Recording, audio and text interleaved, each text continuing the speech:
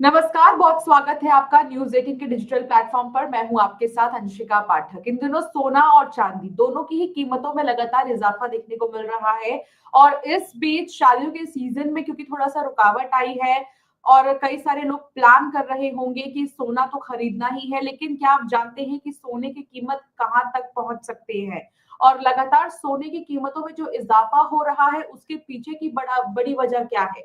इस पर बातचीत के लिए मेरे साथ खास मेहमान जुड़ रहे हैं। मैं स्वागत करती हूँ सिद्धार्थ राठौर हमारे साथ है जो कि मार्केट एक्सपर्ट हैं। उनसे बातचीत करेंगे। सिद्धार्थ जी, गोल्ड की कीमतों में लगातार इजाफा देखने को मिल रहा है। ऐसे में सवाल ये है सिद्धार्थ जी कि कब तक ये चलता रहेगा, मतलब कब तक इजाफा देखने को मिलेगा? क्या अभी ऐसे ही रहने वाला है गोल्ड का प्राइस? देखिए अंशिका जी, हमें पहले समझना पड़ेगा कि गोल्ड के प्राइसेस जो इंक्रीज हो रहे हैं, वो जी। सिर्फ इंडिया में नहीं हो रहे, वो ग्लोबली इंक्रीज हो रहे हैं। उसके रीजंस क्या हैं? पहला जो रीजन है वो वॉर और जियोपॉलिटिक्स होता है कि जब भी आपको दुनिया में लगे कि अनसर्टेनिटी है, जैसे पिछले एक डेढ़ साल में अगर आप देखिए तो बहुत ज्यादा अनसर्टेनिटी मार्केट के हम्म। अंदर दिख रही है हमें। चाहे वो हम्म। मिडिल ईस्ट की बात हो, चाहे वो साउथ एशिया की बात हो, चाहे आप यूरोप की बात कर लीजिए या यूएस के अंदर जो उनकी डोमेस्टिक इकोनॉमी है, ये सब में बहुत ज़्यादा अनसर्टेनिटी दिख रही है। और जब अनसर्टेनिटी जब भी होती है, तो लोग एक रिस्क फ्री एसेट की तरफ जाते हैं। और पिछले 2000 साल में अगर एक एसेट है जो रिस्क फ्री रहा है, तो वो गोल्ड रहा है। तो इसीलिए गोल्ड का प्राइस का जो एक मेन रीज़न है, वो ये है। दूसरा जो रीज़न है, वो भी यूक्रेन और रशिया वॉर से ही आता है। वो इसलिए आता है क्योंकि पिछले पिछले 2 सालों में रशिया की जो डॉलर होल्डिंग्स हैं, उसके ऊपर यूएस ने कंट्रोल करना शुरू किया। तो जी। बाकी सारी जो सेंट्रल बैंक्स हैं दुनिया के, वो भी स्पूक अप हो गए कि कभी हमारा अगर यूएस के साथ में रिलेशनशिप खराब हुआ, तो हमारे एसेट्स भी फ्रीज हो जाएंगे।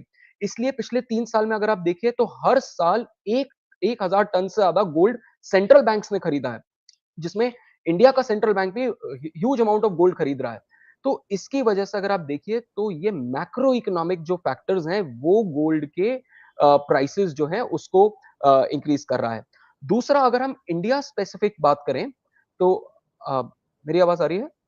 हाँ हाँ, आ रही है, बोलिए। हेलो? हाँ जी, हेलो? हाँ जी। हाँ, अगर हम इंडिया हाँ, आपकी स्पेसिफिक आवाज आ रही है मुझे सिद्धार्थ जी। हाँ, अगर हम इंडिया स्पेसिफिक बात करें तो एक हम जो है गोल्ड तो प्रोड्यूस करते नहीं हैं, हम गोल्ड इंपोर्ट करते हैं। तो वो जो इंपोर्ट का बर्डन है और हमारा जो रुपी है वो डेप्रिशिएट कर रहा है, पिछले 1 साल में ही 5 से 6% रुपी डेप्रिशिएट कर गया है। तो उसकी वजह से इंपोर्टेड गोल्ड का जो है वो भी इन्फ्लेशन हो रहा है।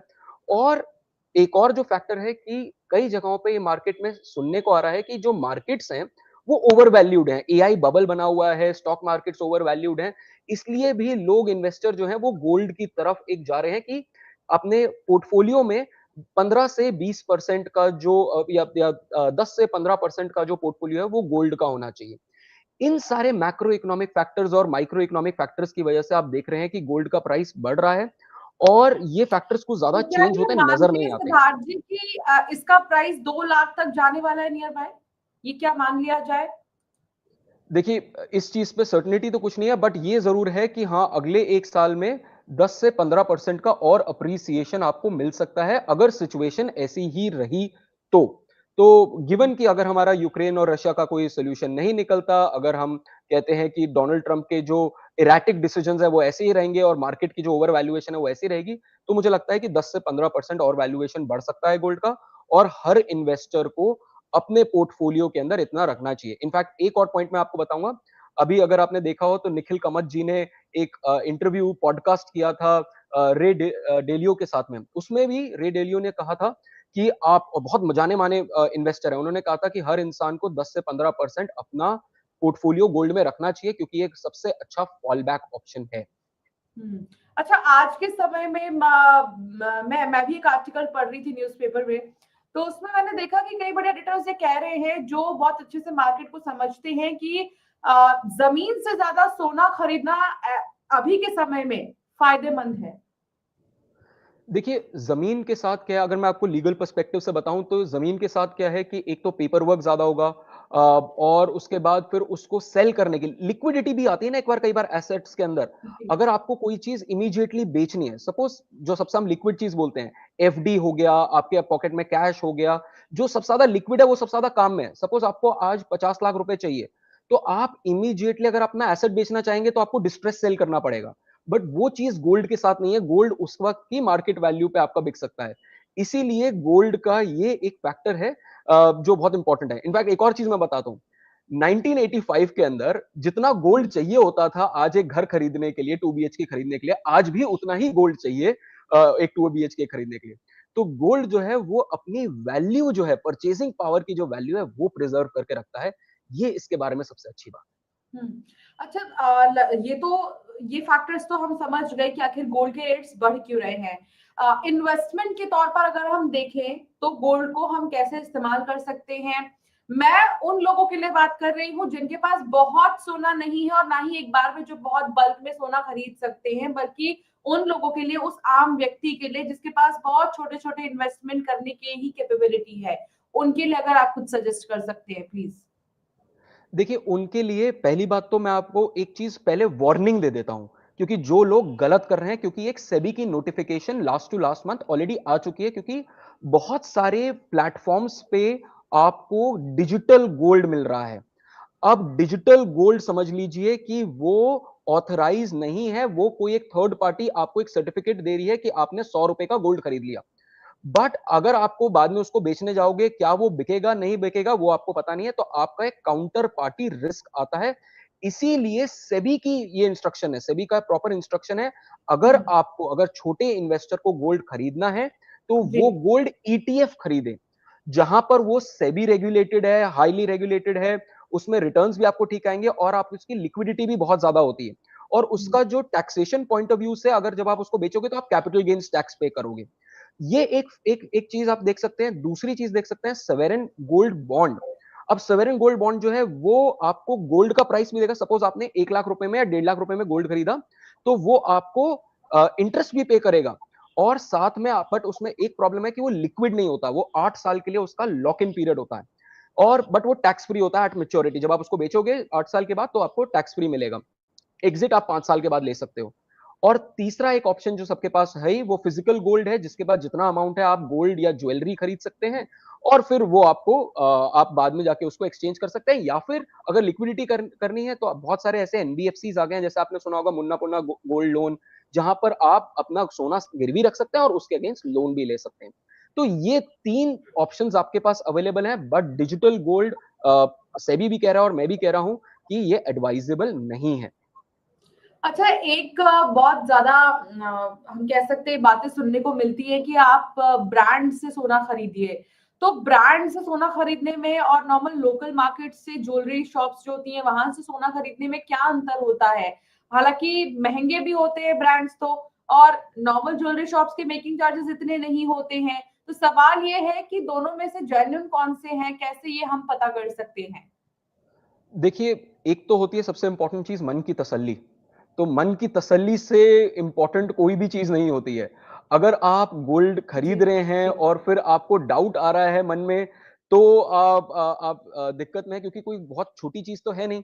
तो जब जिसके पास, अगर मैं आपको एक एग्जांपल दूं, तो जिसके पास थोड़ा सा अगर आप आपका पॉकेट अफोर्ड करता है, तो आप कहते हो कि यार मैं आईफोन लूंगा, और आईफोन अच्छी जगह से लूंगा, अच्छे ब्रांड से लूंगा, रादर देन कि मैं किसी और ब्रांड के पास जाऊं या किसी लोअर ब्रांड के पास जाऊं। तो सेम चीज है कि आप जब आप अच्छे ब्रांड के पास जाते हैं तो आपको अच्छी कस्टमर सर्विस मिलती है, एक ऑथराइज, आपको एक ड्यू डिलिजेंस मिलती है उनके साइड से, आप लीगल साइड से भी प्रोटेक्टेड हैं, आपको एक प्रॉपर बिल मिलता है जिसके अंदर आपको हर चीज मेंशन्ड है। कल को अगर आपको कोई भी इशू आ रहा है तो आप उस बिल को लेके कंज्यूमर कोर्ट में जा सकते हैं इस इश्यू को लेके। एंड इनफैक्ट ये बड़े ब्रांड जो है ये आपके पास बायबैक का भी ऑप्शन देते हैं। तो चीजें जो है वो बहुत ज्यादा ऑर्गेनाइज्ड होती हैं अगर आप ऑर्गेनाइज सेक्टर से लेते हैं। बट अगर आपके जानकार में बहुत कोई अच्छा है जो आपको सस्ते रेट पे दे सकता है, मेकिंग चार्जेस है, तो आप उस पर भी जा सकते हैं। मेरा personal suggestion from a point of view as a legal also as expert, की to be on a safer side आप अच्छे ब्रांड से लीजिए जहां पर आपको प्रॉपर बिल मिले, जहां पर आपका रिड्रेसल आपको पता है कि आसानी से जल्दी से हो जाएगा। 9 कैरेट सोना को लेकर भी सरकार की तरफ से कुछ फैसले लिए गए, उसको आप कैसे देखते हैं। क्योंकि 9 कैरेट को हर कोई बहुत ज्यादा जेन्युइन नहीं मानता, लेकिन उस एक इन्वेस्टमेंट के पर्पज से अगर थोड़ी थोड़ी चीजें हम कलेक्ट करना शुरू करें तो क्या वो बेहतर रहेगा? देखिए 9 कैरेट गोल्ड, देखिए 24 कैरेट तो पहली बात तो सबसे प्योरेस्ट फॉर्म होता है, और यूजुअली जो ट्रेडिंग में यूज होता है वो 22 कैरेट होता है। अब 9 कैरेट गोल्ड जो है वो एक अफोर्डेबल ऑप्शन आ रहा है। इसके अंदर क्या होता है, इसके अंदर मिक्सिंग काफी ज्यादा होती है, क्योंकि अगर आप गोल्ड के अंदर देखिए तो आपके उसके अंदर कॉपर, जिंक और सिल्वर मिला देते हैं। तो 9 कैरेट गोल्ड में एक्चुअली में सिर्फ 37-38% आपको गोल्ड मिलेगा। तो इसीलिए वो आपको चीपर भी मिल जाएगा पर ग्राम। और अगर आप ऐसा गोल्ड देख रहे हैं तो उसके ऊपर हॉलमार्क के ऊपर ना 375 लिखा हुआ होगा, अगर आप कभी नोटिस करें तो उसके ऊपर ये लिखा होगा। और अब गवर्नमेंट ने जुलाई 2025 के अंदर एक्चुअली में उसको कॉस्ट्यूम ज्वेलरी का वो दिया है। But at the same point of time कोई भी 9 कैरेट गोल्ड आप नहीं खरीदिए विदाउट हॉलमार्क। आपको ये देखना है कि उसके पीछे 375 लिखा होना चाहिए, बट उसकी रीसेल वैल्यू बहुत पुअर है। और एक और चीज है कि क्योंकि इसके अंदर जिंक मिला हुआ होता है, कॉपर मिला होता है, स्पेशली कॉपर मिला होता है, हो सकता है कई लोगों को उससे एलर्जीज भी हो जाएं। सो इसके एक अदर इश्यूज हैं, और ब्लैकनिंग का भी एक इशू रहता है इसके साथ। ठीक है, गोल्ड तो गोल्ड, लेकिन सिल्वर के दाम भी आसमान छू रहे हैं। इसके पीछे का रीजन आप क्या समझते हैं? क्योंकि पहले शायद ही किसी ने चांदी को इतना पूछा हो, और जब किसी को गिफ्ट करना होता था तो सेफर साइड, ठीक है चलो चांदी की पायल, चांदी के सिक्के दे देते हैं, या चांदी के गणेश जी, लक्ष्मी जी खरीद देते हैं। मतलब इस तरह चांदी को बहुत नॉर्मल लोग देखते थे, लेकिन गोल्ड को भी क्रॉस कर दिया है चांदी ने तो। नहीं देखिए, सिल्वर का ना, सिल्वर एक तो पुअर मैन्स गोल्ड भी पहले बोला जाता था, बट अब ये सिल्वर जो है पुअर मैन्स गोल्ड नहीं रहा है, पहली बात तो। दूसरी चीज है कि सिल्वर की जो मार्केट है ना वो काफी छोटी है एज कंपेयर टू गोल्ड की मार्केट। क्योंकि गोल्ड जो है वो सेंट्रल बैंक्स खरीदते हैं, बड़े बड़े ये लोग खरीदते हैं, तो ये हजारों टनों में खरीदते हैं। सिल्वर की जो मार्केट होती है वो छोटी होती है, बट सिल्वर की मार्केट का जो प्राइस राइज है उसका दो फैक्टर है। पहला, इसका डिमांड बहुत ज्यादा हो रहा है और इसका इतना सप्लाई नहीं है। तो जब भी डिमांड सप्लाई से ज्यादा होगा तो आपके किसी भी चीज के प्राइस बढ़ेंगे। But then second question comes कि अगर डिमांड इतना ज्यादा क्यों हो रहा है और अभी क्यों हो रहा है? क्योंकि सिल्वर अगर आप देखिए वो एक इंडस्ट्रियल एसेट है। इसका जो यूज है वो आज की डेट में सेमीकंडक्टर में चल रहा है, बैटरीज में चल रहा है, मोबाइल फोन्स में चल रहा है। जितने भी आप एप्लीकेशन देखें इंडस्ट्रीज के अंदर, जो आप सोलर सेल्स जो लग रहे हैं, इन सारी इंडस्ट्रीज के अंदर अब आपका सिल्वर का यूजेज हो रहा है। इसीलिए सिल्वर का इंडस्ट्रियल डिमांड है जो उसके प्राइसेस को इंक्रीज कर रहा है। At the same point of time बहुत लोग सिल्वर स्पेक्यूलेटिव पर्पज से भी खरीदते हैं, सट्टेबाजी भी करते हैं लोग सिल्वर के ऊपर, बट वो रिस्की रहता है क्योंकि सिल्वर के जो अप्स एंड डाउन्स हैं वो बहुत तेज आता है। जितनी तेजी से सिल्वर ऊपर जाता है उतनी तेजी से सिल्वर नीचे भी आ जाता है। ये गोल्ड के साथ आप नहीं देखेंगे, it's much more stabilized in its cycles. Siddharth ji, आप मार्केट को बहुत करीब से देखते हैं, तो मेरा एक सवाल आपसे ये है आखिर में कि आपके इंट्यूशंस क्या कहते हैं कि कब गोल्ड खरीदना बेहतर होगा? क्या आपको लगता है जो आने वाला साल है वो पॉजिटिव संकेत लेकर आएगा गोल्ड और सिल्वर के लिए? देखिए, मार्केट्स को बेस्ट तरीका देखने का है कि रियर व्यू में देखिए।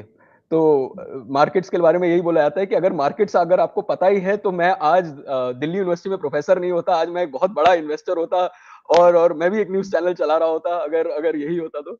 बट हम सर्कमस्टेंशियल एविडेंस जो है अगर हम उसको देखें तो हमें ये दिखता है कि गोल्ड का जो प्राइसेस हैं वो अभी और इंक्रीज करेंगे।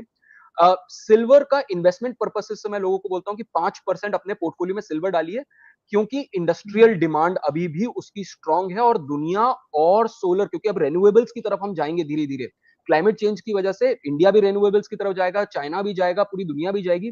तो जितना ज्यादा रेन्यूएबल्स यूज होगा उतना ज्यादा सोलर एनर्जी यूज होगी, उतना ज्यादा ईवी व्हीकल्स यूज होंगे, उतना ज्यादा सिल्वर यूज होगा। तो इसीलिए सिल्वर का लॉन्ग टर्म में, इन दोनों एसेट्स का लॉन्ग टर्म में बुलिश ही व्यू है। कुछ हमारे व्यूअर्स को आप टिप्स देना चाहेंगे इन्वेस्टमेंट्स के लिए, आप गोल्ड और सिल्वर को लेकर? हालांकि आप तब से अच्छे फैक्टर्स तो आप बता ही रहे हैं, लेकिन कोई ऐसी टिप जो आप देना चाहें हमारे व्यूअर्स को? मेरी सिर्फ दो ही टिप है। एक, अपना जो आप पोर्टफोलियो है, चाहे जितना भी बड़ा पोर्टफोलियो हो, चाहे वो से 50 लाख का हो, 10 लाख का हो, या से 20 करोड़ का हो, आप अपने एसेट पोर्टफोलियो में 100%, 10 से 15% आप गोल्ड डाल लीजिए, और 5% जो है आप इसमें सिल्वर डाल लीजिए।